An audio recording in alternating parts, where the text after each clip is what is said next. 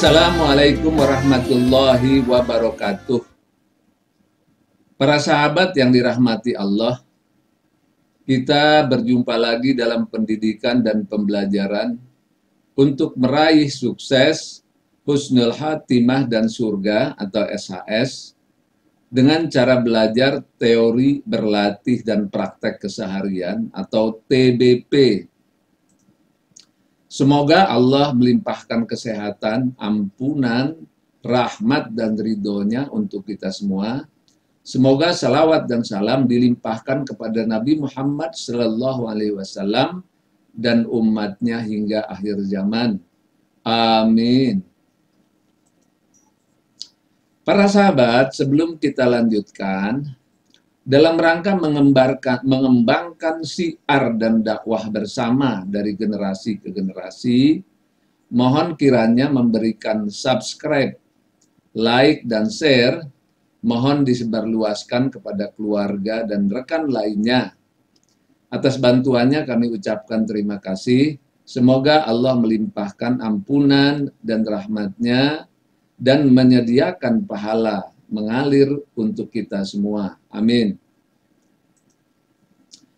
Para sahabat, tema kita kali ini yaitu jiwa ahli surga atau disebut juga nafsul mutmainnah.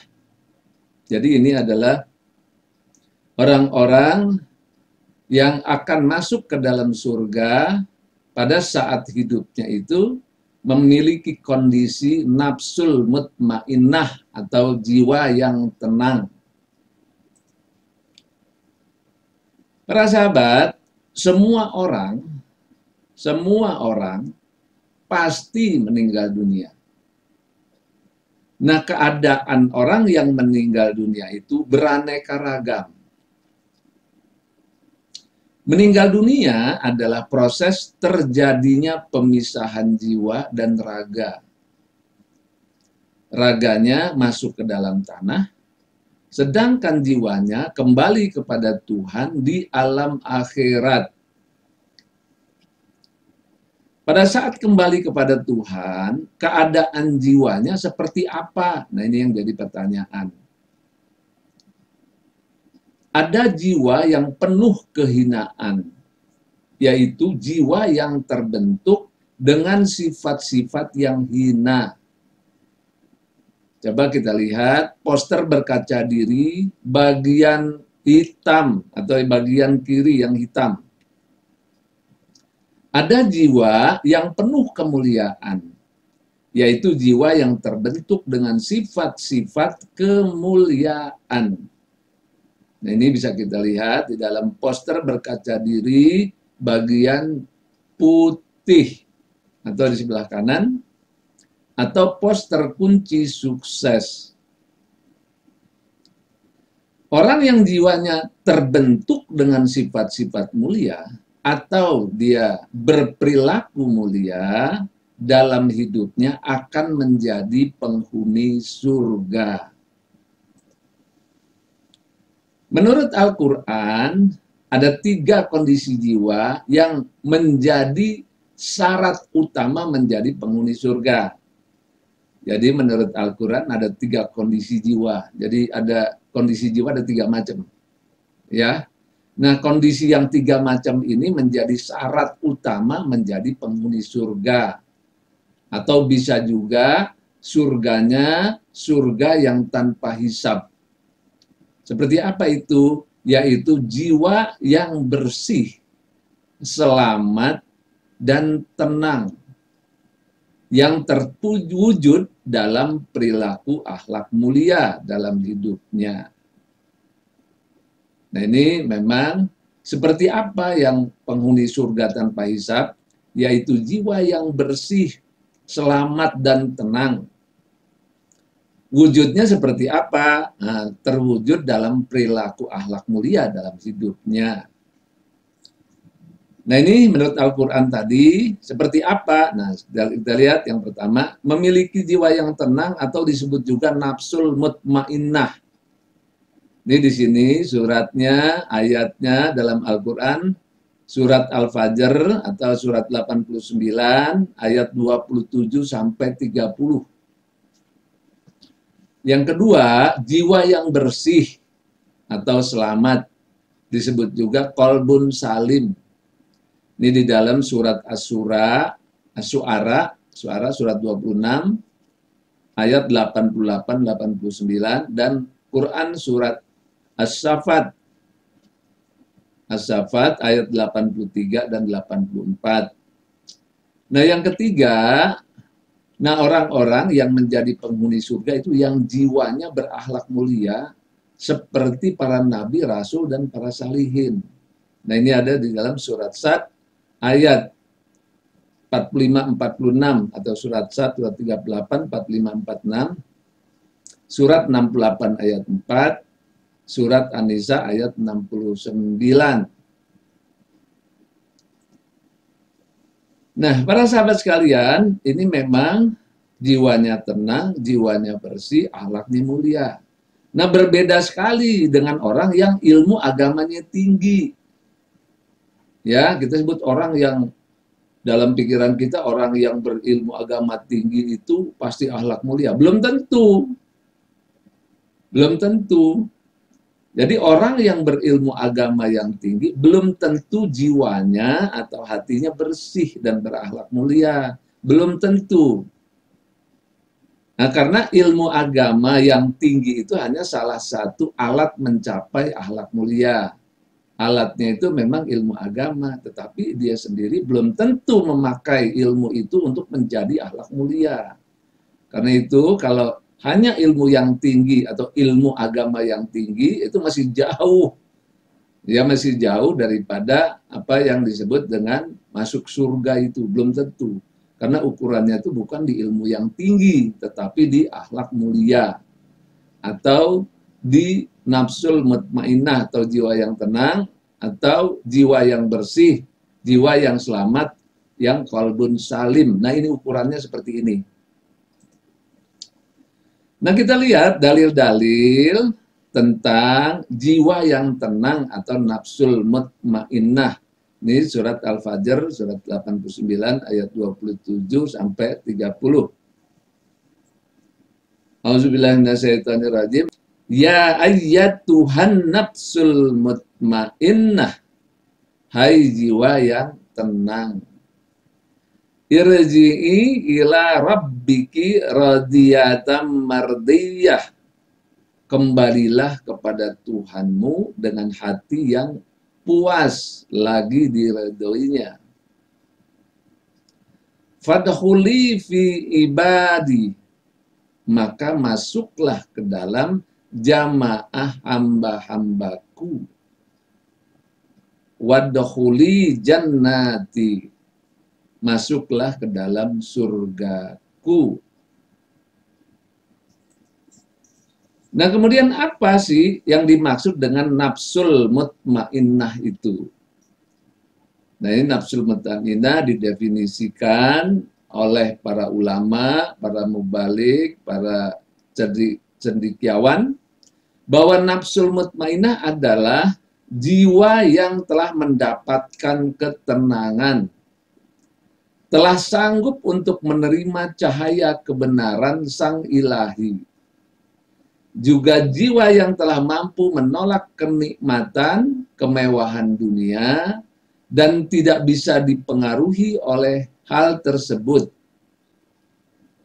Nafsu ini membuat pemiliknya merasa berpuas diri dalam pengabdiannya kepada Tuhan. Dia juga akan selalu berbuat amal saleh, kebajikan kepada sesama makhluk. Nafsu mutmainnah dapat diartikan sebagai nafsu yang disinari cahaya, sehingga dapat mengosongkan hati dari sikap tercela dan terhiasi dengan sifat-sifat terpuji. Nafsu ini dapat menciptakan ketenangan jiwa bagi seseorang. Orang yang berada di tingkatan ini adalah orang yang sedang menuju taman ilahi. dapat ditemukan sifat-sifat yang terpuji dalam nafsul mutmainnah ini seperti dermawan, tawakal, ibadah, syukur, ridho, dan takut kepada Tuhan. Lebih lengkapnya, kesemuanya itu dapat dilihat dalam poster berkaca diri bagian kanan atau yang putih, ya gambar putih, atau poster kunci sukses. Yang kedua adalah qalbun salim, yaitu hati yang bersih, ya terdapat dalam surat Asy-Syu'ara surat 26 ayat 88-89. Auzubillahi minasyaitonirrajim. Yauma la yanfa'u malu wala banun, yaitu di mana harta dan anak laki-laki tidak berguna. Illa man atallaha biqalbin salim, kecuali orang-orang yang menghadap Allah dengan hati yang bersih. Nah, diantaranya juga ada, diantara pengikutnya adalah Nabi Ibrahim, ketika ia datang menemui Tuhannya dengan hati yang selamat. Nah, ini juga istilahnya biqalbin salim di dalam surat As-Saffat surat 37 ayat 84. Secara bahasa, qalbun salim berasal dari dua kata bahasa Arab, yaitu qalbun yang berarti hati atau jiwa, dan salim yang berarti bersih, suci, dan lurus. Jika kedua kata ini digabungkan, maka akan membentuk arti hati yang lurus, bersih, suci, dan ikhlas dalam segala gerak, pikiran, perasaan, perbuatan, dan lain sebagainya, hanya kepada Allah. Nah, dalam Al-Quran, Allah menyebut istilah qalbun salim sebanyak 2 kali. Kata salim berasal dari verba salima atau selamat. Artinya, ia memiliki akar kata yang sama dengan kata Islam. Nah, secara bahasa, qalbun salim adalah hati yang selamat dari penyakit atau kerusakan apapun. Adapun pengertian khususnya adalah hati yang tidak mengenal selain Islam. Nah, yang ketiga adalah sebagai perwujudan dari nafsul mutmainnah dan qalbun salim, yaitu adalah akhlak atau jiwa mulia seperti para nabi, rasul, dan para salihin. Nah, ini kita lihat dalil-dalilnya. Sesungguhnya kami telah mensucikan mereka dengan menganugerahkan kepada mereka akhlak yang tinggi, yaitu selalu mengingatkan manusia kepada negeri akhirat. Nah, di sini ada mensucikan mereka dengan menganugerahkan mereka akhlak yang tinggi. Ini surat Sad, surat 38 ayat 46. Nah, kemudian kita lihat lagi, dan sesungguhnya kamu benar-benar berbudi pekerti yang agung atau akhlak mulia. Surat Al-Qalam, surat 68 ayat 4. Nah, kita lihat lagi satu ayat berikutnya, dan barang siapa mentaati Allah dan Rasul-Nya, mereka itu akan bersama-sama dengan orang-orang yang dianugerahi nikmat oleh Allah, yaitu nabi-nabi, para siddiqin, orang-orang yang mati syahid, dan orang-orang saleh. Dan mereka itulah teman sebaik-baiknya teman. Nah, apabila kita berhasil di dalam yang 3 tadi, yaitu nafsul mutmainnah, qalbun salim, dan akhlak mulia tadi, maka hasil akhirnya adalah husnul khatimah atau akhir hidup yang baik. Jadi di akhir kehidupan itu, akhir kehidupan yang baik yang akan kita raih. Ini ada beberapa ayat juga di dalam Al-Quran ini. Wahai orang beriman, bertakwalah kepada Allah dengan sebenar-benarnya takwa, dan janganlah kamu mati melainkan dalam keadaan muslim. dalam keadaan berserah diri. Nah, kalau tadi Muslim, Islam, yaitu dalam keadaan yang hatinya bersih dan berakhlak mulia. Sebenarnya begini, jangan kamu mati kecuali kamu dalam keadaan bersih, Muslim, berserah diri, berakhlak mulia. Nah itu. Nah kemudian kita lihat lagi, sesungguhnya orang-orang yang mengatakan Rob kami adalah Allah, kemudian mereka meneguhkan pendirian mereka, maka malaikat akan turun kepada mereka dengan mengatakan, janganlah kamu merasa takut dan jangan kamu merasa sedih, dan bergembiralah kamu dengan memperoleh surga yang telah dijanjikan Allah kepadamu. Nah, ini surat Fusilat, surat 41 ayat 30. Nah, ini jelas sekali orang-orang yang berakhlak mulia dengan meneguhkan pendirian sampai akhir hayat. Nggak usah takut, nggak usah sedih, karena sudah Allah janjikan surga pada mereka ini. Nah, apabila Allah menghendaki kebaikan pada hambanya, maka Allah memanfaatkannya. Para sahabat bertanya, bagaimana Allah memanfaatkannya? Rasulullah menjawab, Allah akan memberinya taufik untuk beramal saleh sebelum dia meninggal.